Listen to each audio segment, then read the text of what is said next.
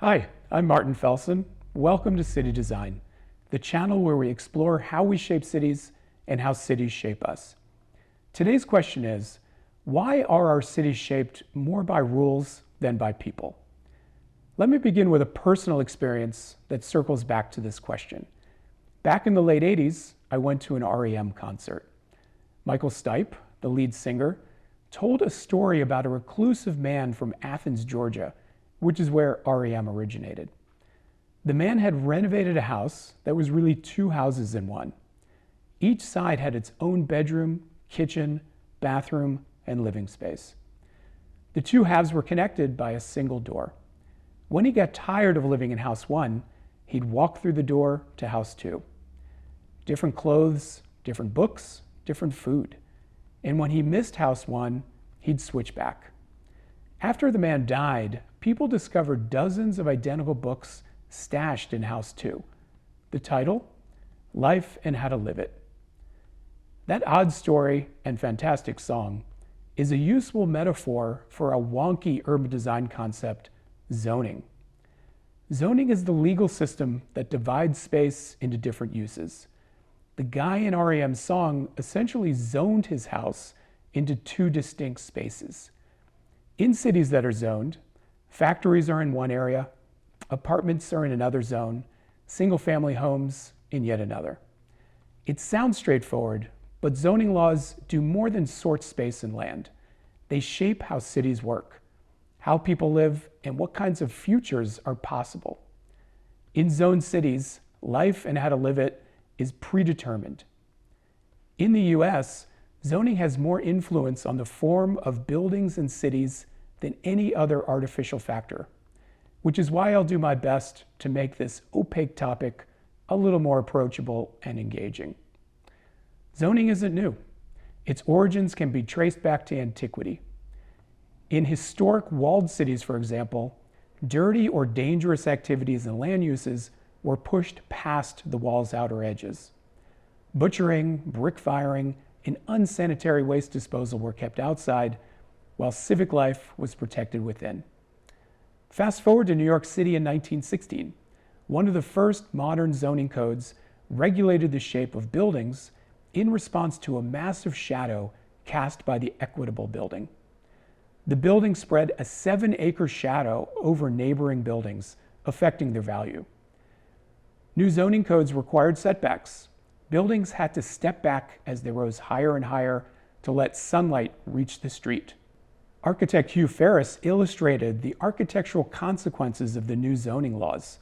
His dramatic drawings rendered tiered and cascading skyscrapers. These sketches became icons of urban futurism. Ferris compiled his zoning-inspired sketches in The Metropolis of Tomorrow, a book that has influenced generations of architects.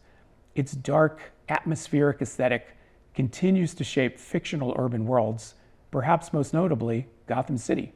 Like the guy in R.E.M's song, Batman also lives a double life, navigating two separate realities under one roof.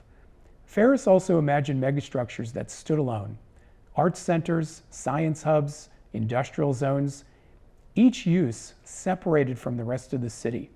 His drawings, while visionary, hinted at a darker side of zoning, a system that divides not just space, but people.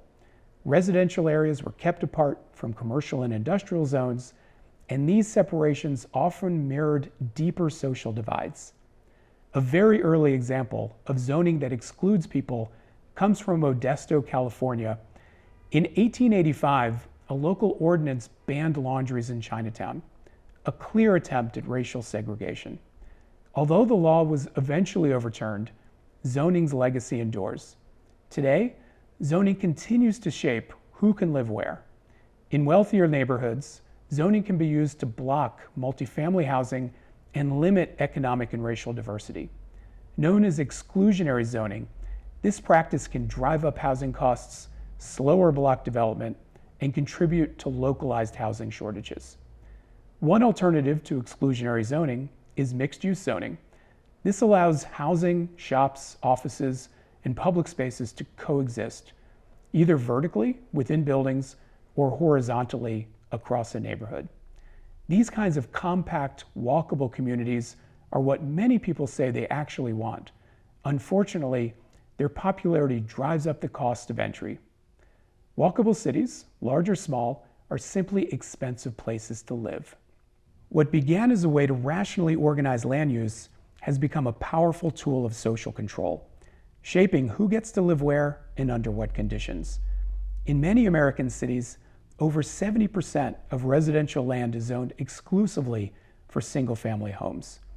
That means no duplexes, no apartment buildings, no granny flats, no flexibility. As demand grows for housing near job centers, this rigidity has become a major barrier to affordability and access.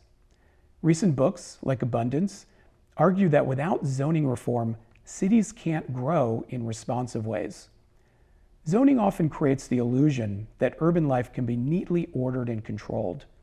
But in reality, vibrant cities thrive on overlap, friction, and negotiation. To get these kind of cities, our policies need to support people who prefer to live together, rather than be separated, sorted, and split apart. The TV show Severance takes this idea of dividing to an extreme.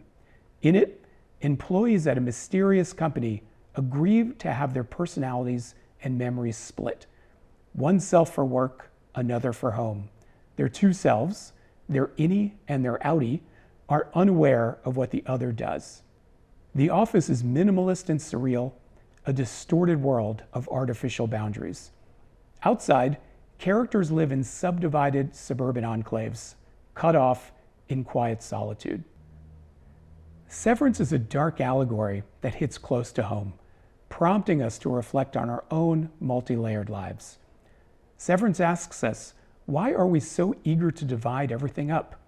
Cities, like people, thrive on complexity. While multiple personalities may be a disorder for an individual, they're a strength for a city.